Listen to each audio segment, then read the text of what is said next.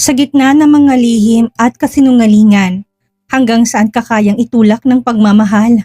Para kay Lara, ang bawat desisyon ay isang pasakit, isang pagpili sa pagitan ng lalaking matagal niyang iniibig at sa kaligtasan ng kanyang anak.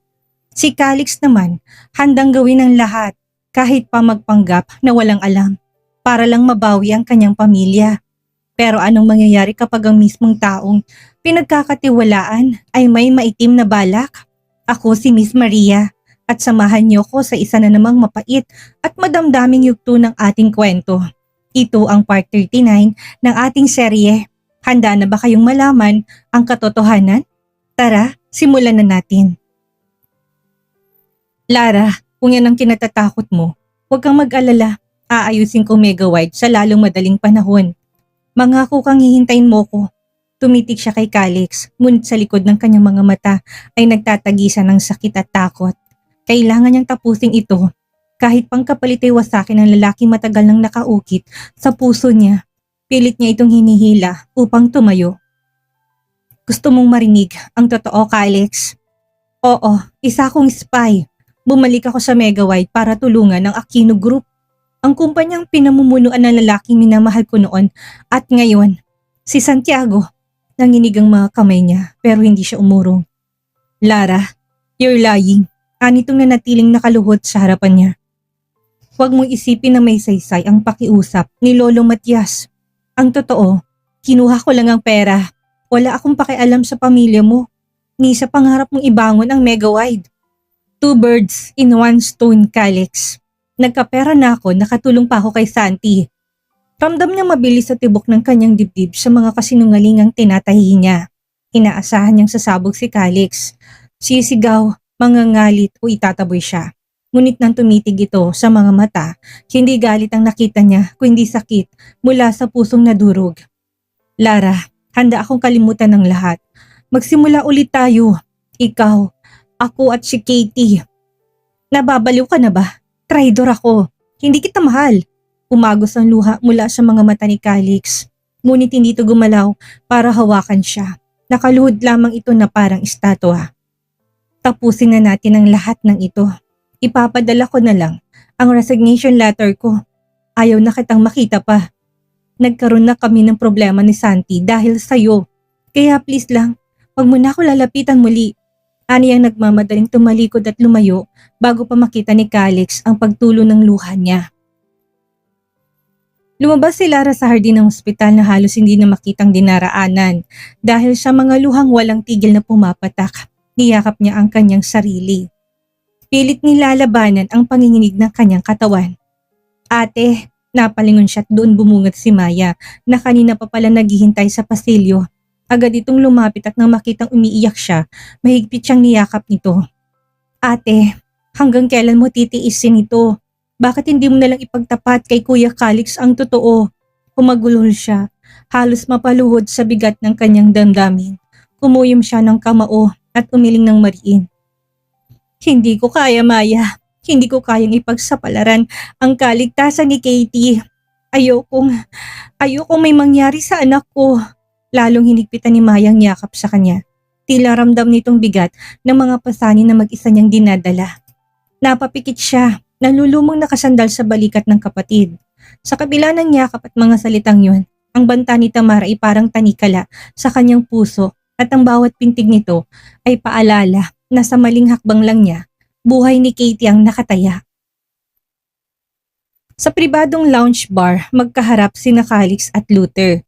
Halatang bigat ng emosyon sa mukha ni Calix, habang ilang baso na ng whiskey ang halos maubos niya.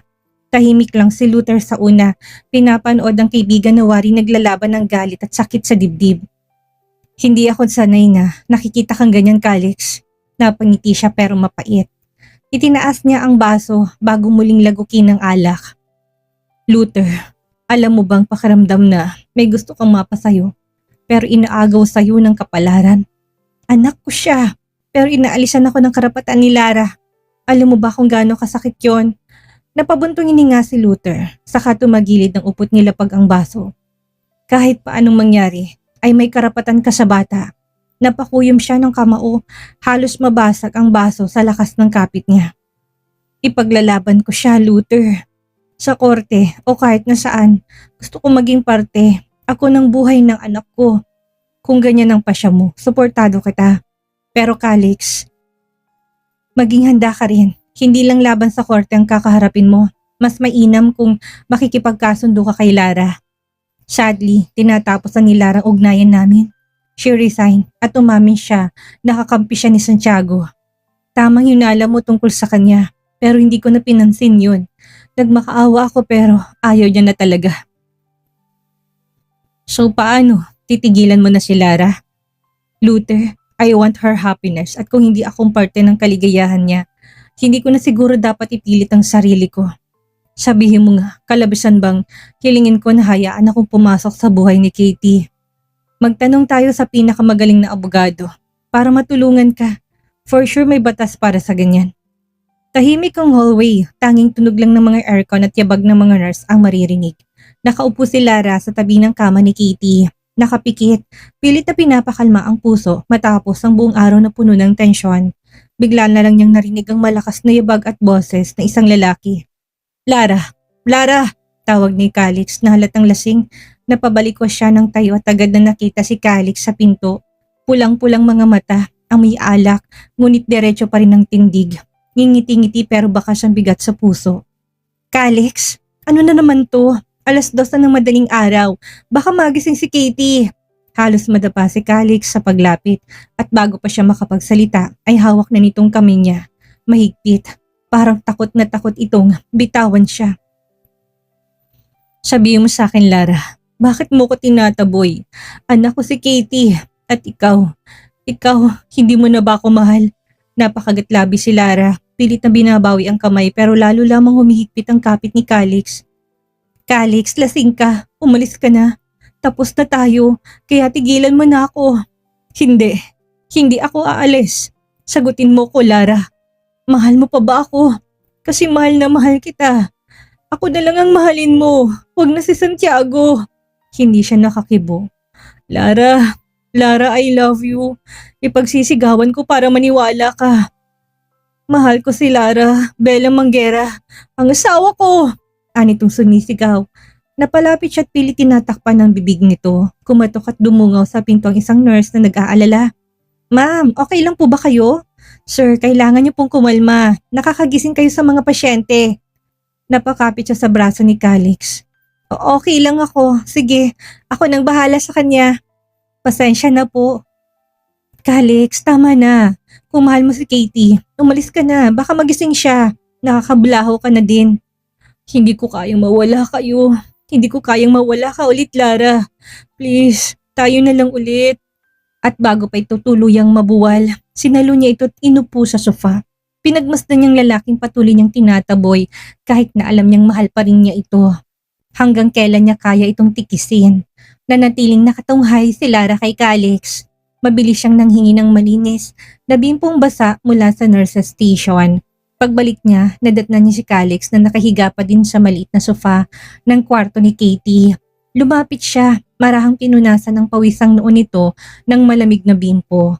Napatingala si Calix at kahit na mapungay ang mga mata, may ngiti sa labi. Akala ko hindi mo ko love. Bakit inaalagaan mo pa din ako? Napasinghap siya at agad na umiwas ng tingin. Tumahimik ka nga, ang dami mong sinasabi. Bukas bumalik ka na sa lungsod.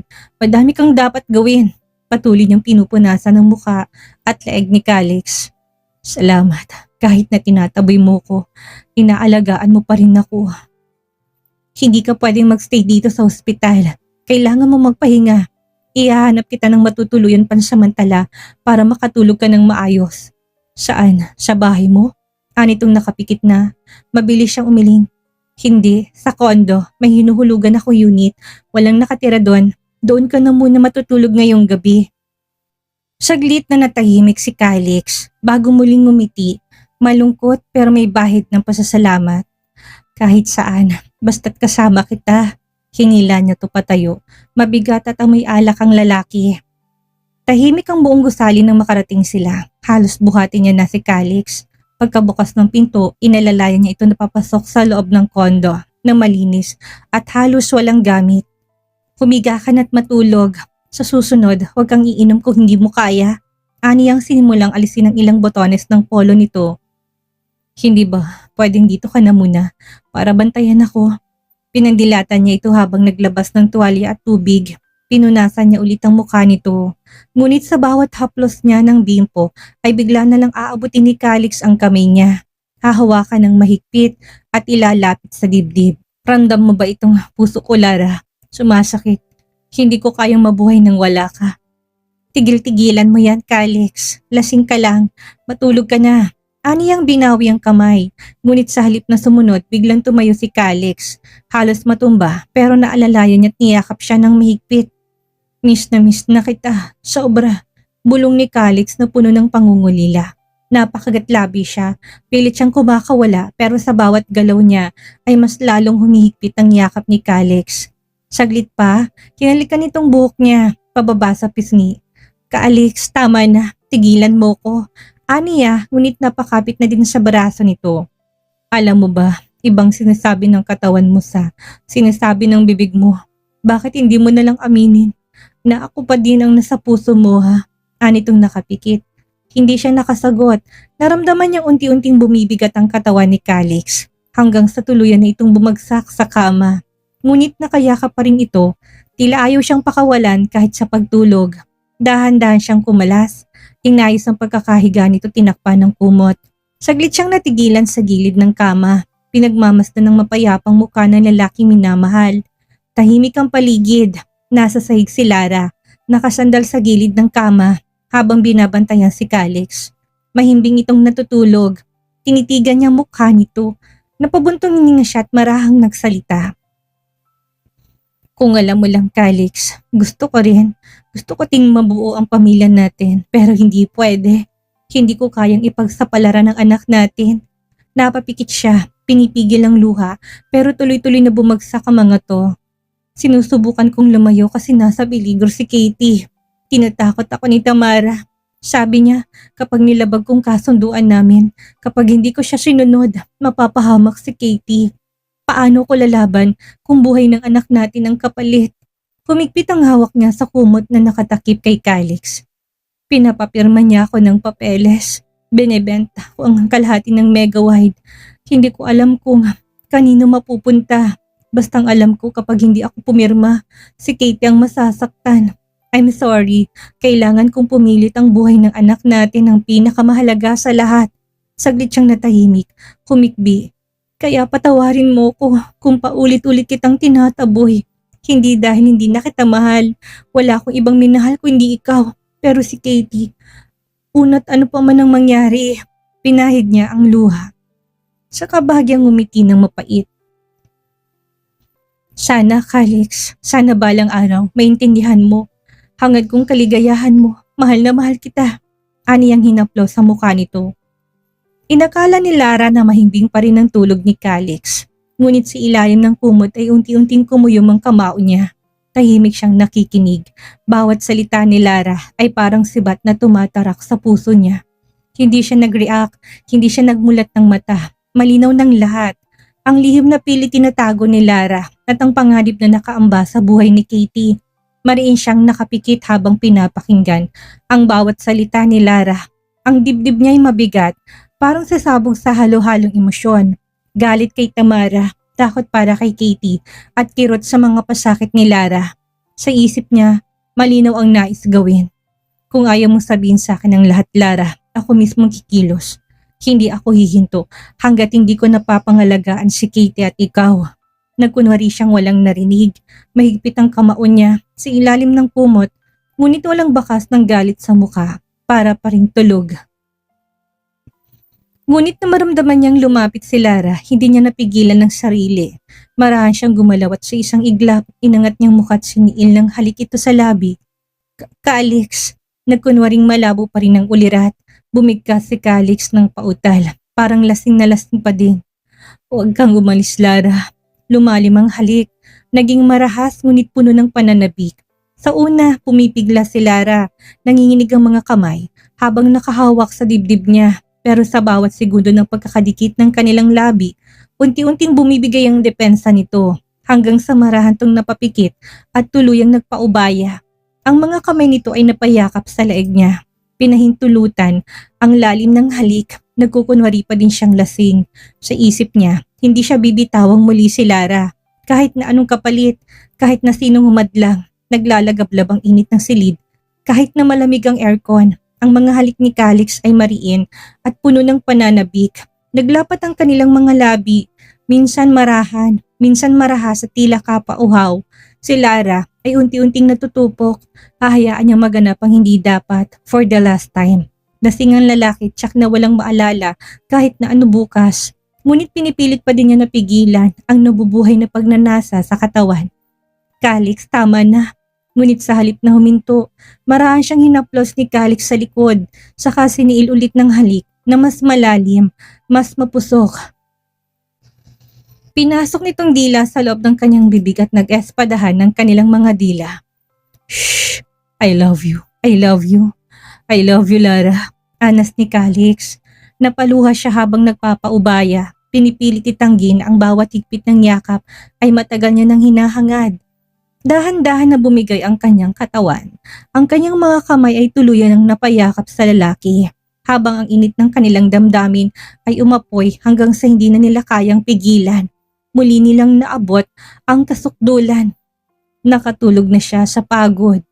Maaga siyang nagising at mariing nakapikit habang bumabalik sa alaalang mga nangyari kagabi. Agad siyang bumangon mula sa kama at mabilis na nagbihis. Napatingin siya kay Calix na mahimbing na nakahiga. Payapang nakapikit na tila walang kamalay-malay sa lahat na nangyari. Dahan-dahan niyang kinuha ang polo nito at saka ito binihisan. Halos mapatigil ang kanyang paghinga nang bahagya itong gumalaw. Please, huwag ka munang magising. Mahinang usal niya. Ngunit sa sandaling naisara niyang botones ng polo, dumilot ang mga mata ni Calix.